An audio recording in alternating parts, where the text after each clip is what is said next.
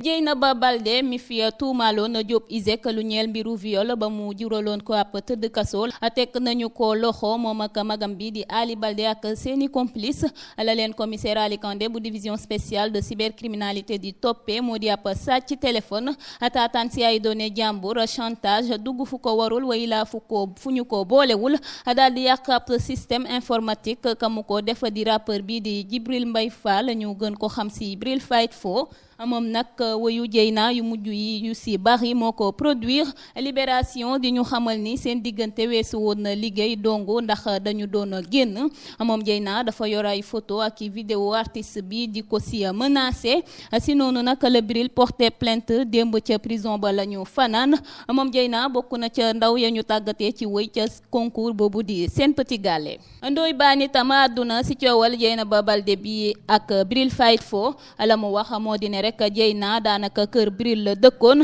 ba ñoom ñaar sax ku ci nekk dangaa yoroon sa caabi bopp moom gune gu jigéen ga nag dafa xaar ba guddi jot Bril di nelaw mu woo magam bi di Ali Baldé mu ànd ak beneen xaritam bi ñu ñëwee dañoo rek sàcc ñaari téléphone iPhone Pro Max yu Bril caabi otoom jox ko ku góor mu dem si noonu la Dieyna wëññeekoo tëdd bi Bril la yeewoo gis ne sàcc nañ ko te dajji wuñu buntu tojuñu dara Dieyna dani ko moom sax dañoo yóbbaale ab téléphone am si la ko Bril jëndalaatee téléphone laata muy porter plainte bi loolu weesoo Dieyna dafa jël téléphone kenn sa ñaari mbindaan yam mu am daal di fay placer ab puce free di yónnee Bril ay vidéo yu tegginewul yu mu daan def ak ay jigéen bi ko menace yi ëppee doole naka la dem porter plainte bala enquêteur yi xuusee gis nañu ne Dieyna mi ngi wuyu ak woote si téléphone am ba mu waxoon ne dañu ko sàcc bi ñu ko laajee itam dafa dëggal ni moo def jëf ju ni mel moom Ndoye Bane nag nee na xelam ñaaw na loola ca la xewoon ci diggante Dieyna ak Diop ISEG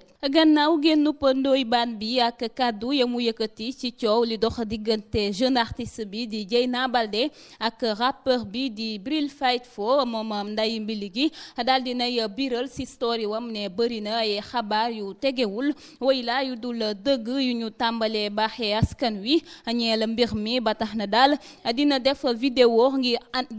ngir andi ay leeral ca la askan wi di jot boobaak léegi ma ngay woy di xamle ni nag mi ngi si jàmm bu baax a baax ak salaam te it ma nga ca bërëbu liggéeyukaayam ni mu ko tàmm di defee di fàttali rek ne la ko booleek gone ka Petit Gallé ba woon te yoon di ko toppee moom Dieyna moo di sàcc téléphone taataan ay données jàmbur ak itam pirater système moom ak magam Ali Baldé ak ay defkatu ñaawteef Dieyna mi ngi jamono ji si loxoy yoon.